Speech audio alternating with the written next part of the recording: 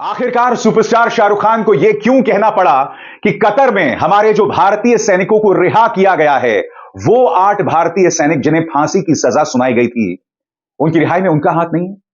मैं आज आपसे कुछ सवाल पूछना चाहता हूं दोस्तों। जब शाहरुख खान के बेटे को एक झूठे ड्रग्स केस में फंसाया गया था, उस वक्त भी शाहरुख खान ने एक शब्द नहीं कहा था। जब उनकी पठान को बॉयकॉट करने की मांग की जा रही थी, तब भी उन्होंने एक शब्द नहीं कहा था।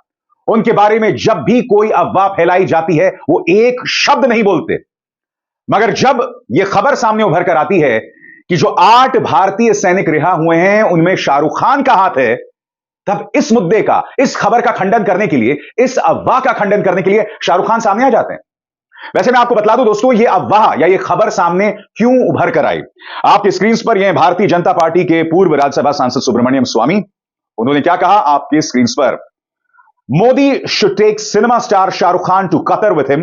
Since after MEA and NSA had failed to persuade the sheikhs of Qatar, Modi pleaded with the Khan to intervene and thus got an expensive settlement from the Qatar sheikhs to free our naval officers. इसका हिंदी में अनुवाद क्या है? स्वामी के मुताबिक विदेश मंत्रालय नाकाम रहा, अजीत डोभाल भी नाकाम रहे हमारे भारतीय सैनिकों को रिहा करवाने को लेकर, और फिर प्रधानमंत्री नरेंद्र मोदी ने शाहरुख खान से अपील की। उनसे कहा कि आप कतर के शेख से बात कीजिए और शाहरुख खान के दखल के बाद हमारे 8 भारतीय सैनिक रिहा हो पाए। लिहाजा प्रधानमंत्री नरेंद्र मोदी को शाहरुख खान को अपने साथ ले जाना चाहिए।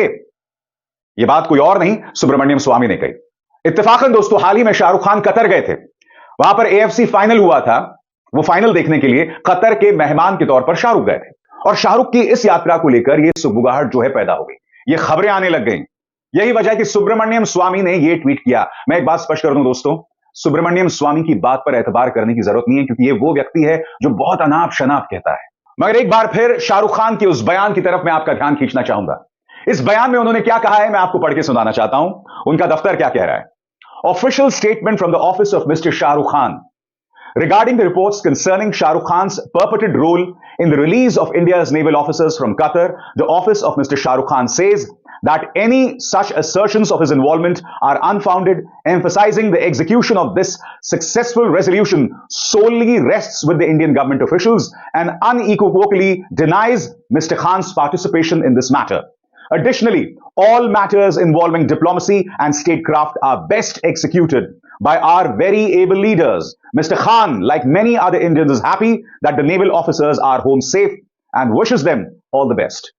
इसका हिंदी में अनुवाद यह है कि शाहरुख खान ये कह रहे हैं कि ये जो खबरें आ रही हैं कि भारतीय नेवी ऑफिसर्स की रिहाई में उनका किरदार है, ये खबर नहीं है। और वो आगे ये भी कहते हैं कि ये संभव हो पाया है क्योंकि हमारे भारत सरकार के अधिकारियों ने इस मुद्दे पर शानदार काम किया है और शाहरुख खान का इसमें कोई किरदार नहीं है। वो आगे ये भी कहते हैं कि शानदार कूटनीतिक कोशिशों के चलते ही और हमारे उम्दा नेताओं की कोशिशों के चलते ही ये 8 भारतीय नौसैनिक वापस आ पाए हैं। वो आगे ये भी कहते हैं कि मैं उन 8 नौसैनिकों को अपनी शुभकामनाएं देता हूं। फिर वही सवाल दोस्तों, आखिर शाहरुख खान को यह बयान जारी करने की क्या जरूरत पड़ी। सुब्रमण्यम स्वामी की कोई क्रेडिबिलिटी नहीं है। मैं समझना चाहता हूं कि सुब्रमण्यम स्वामी की क्या विश्वसनीयता है। और सबसे बड़ी बात, क्या भारत सरकार ने शाहरुख खान पर दबाव बनाया कि वो ऐसा बयान जारी करें। दूसरी बात, AFC फाइनल में कतर में मौजूद थे शाहरुख खान। क्या उस दौरान शाहरुख खान की बात कतर के शेखों से हुई थी।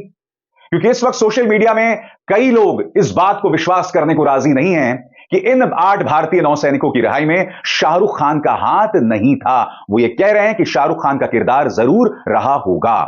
दोस्तों, मैं एक बात स्पष्ट कर दूं, जैसे ही यह खबर आई थी कि हमारे 8 भारतीय सैनिक वापस आ रहे हैं, अब उन्हें फांसी की सजा नहीं मिलेगी, तो याद कीजिए दोस्तों, मैंने क्या कहा था। आपकी स्क्रीन पर एक बार फिर, वाह, आज सुबह सुबह एक शानदार खबर। 8 नौसैनिक जिनकी मौत की सजा पर पहले ही रोक लग गई थी, वापस घर आ गए हैं। इससे सुखद खबर कोई नहीं हो सकती। बधाई विदेश मंत्रालय। इसलिए मुद्दों को लेकर सरकार पर दबाव बनाते रहिए। Congratulations India. दोस्तों, जब ये 8 भारतीय सैनिक रिहा हुए थे ना, तब ये जो छोटे मोटे कुकुरमुत्ते हैं सोशल मीडिया पर मुझसे कह रहे थे, अब देख भारतीय सैनिक रिहा हो गए, तू तो पहले ये सवाल उठा रहा था, ये तमाम चीजें। सबसे पहली बात दोस्तों, बतौर पत्रकार, अगर एक खबर सामने आती है जिसमें हमारे 8 भारतीय सैनिकों को फांसी दी जाने वाली है, तो एक पत्रकार होने के नाते और इस देश का नागरिक होने के नाते आपको वो मुद्दा उठाना चाहिए।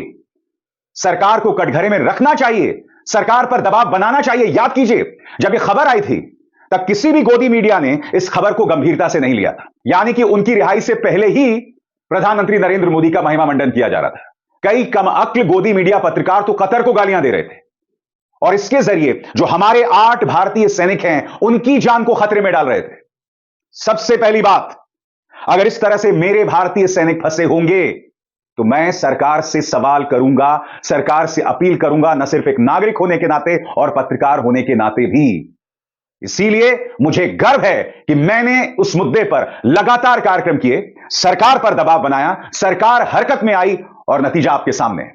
और यही वजह है कि मैंने विदेश मंत्रालय को बधाई भी दी है। बहरहाल शाहरुख खान ने मना कर दिया है, बवाल हो गया है। वो शाहरुख खान जो अमूमन मुद्दों पर खामोश रहते हैं, उन्होंने इस मुद्दे पर बयान जारी किया है। इसका अर्थ साफ है कि भारत सरकार नहीं चाहती कि किसी भी कीमत पर यह क्रेडिट उन 8-9 सैनिकों की रिहाई का श्रेय किसी और को जाए या किसी और के साथ शेयर करना पड़े। अभिसार शर्मा को दीजिए इजाजत। नमस्कार।